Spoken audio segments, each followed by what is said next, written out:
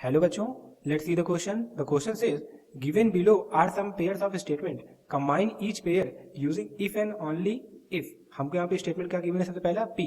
तो P statement क्या कह रहा है? If f of a is equal to 0, then x minus a is a factor of polynomial fx. दूसरा क्या बोला हुआ है कि if x minus a is a factor of polynomial fx, then f of a is equal to 0. तो basically हमें बोला है कि इन दो स्टेटमेंट को हमें इफ एंड ओनली इफ की मदद से कंबाइन करके लिखना है. उससे पहले हम समझ लेते हैं कि हम इस क्वेश्चन में की कंसेप्ट क्या यूज करने वाले हैं. What will be the key concept for this question. So basically इस क्वेश्चन को सॉल्व करने के लिए हमें नॉलेज होनी चाहिए इफ एंड ओनली इफ की. If and only if implication की हमें नॉलेज होनी चाहिए कि आखिर इसका यूज कब किया जाता है और इसका क्या इंटरप्रिटेशन होता है. तो लेट्स से हमें कहीं एक स्टेटमेंट गिवन है सच दैट P इंप्लाई कर रहा है Q को एंड Q इंप्लाई कर रहा है P को. तो इन दोनों बातों को साथ में लिखने के लिए हम यूज करते हैं क्या? If and only if. इसका फाइनल रिजल्ट क्या आता है?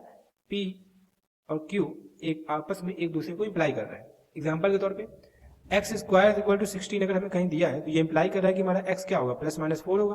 वहीं हमें कहीं गिवन है ये को यहाँ पे कोई इक्वल का साइन, और वहीं हमें अगर गिवन है x is equal two plus minus 4, तो ये इंप्लाई कर रहा है कि हमारा x square is equal to 16 होगा. मतलब क्या है कि यहाँ पे P इंप्लाई Q है और यहाँ पे क्या है? Q इंप्लाई P है. तो इन दोनों बातों को हम एक साथ लिखने के लिए इफ एंड ओनली इफ का यूज करते हैं. तो इफ एंड ओनली इफ का यूज कब किया जाता है? जब एक स्टेटमेंट का रिजल्ट या उसका आउटकम या कहें उसका इंटरप्रिटेशन हमें दूसरे स्टेटमेंट की तरफ ले जा रहा हो, या कह लें कि हमें दूसरे स्टेटमेंट का रिजल्ट आउटकम इंटरप्रिटेशन पहले की तरफ ले आ रहा हो, पहले की तरफ संकेत कर रहा हो, तब हम वहां यूज करते हैं इफ एंड ओनली इफ का. अब क्वेश्चन में चलते हैं. तो क्वेश्चन हमको स्टेटमेंट क्या गिवन है? स्टेटमेंट P कह रहा है कि f of a is equal to 0, then x minus a is a factor of polynomial fx. और स्टेटमेंट Q क्या कह रहा है? If x minus a is a factor of polynomial fx is equal to fx, then f of a is equal to 0.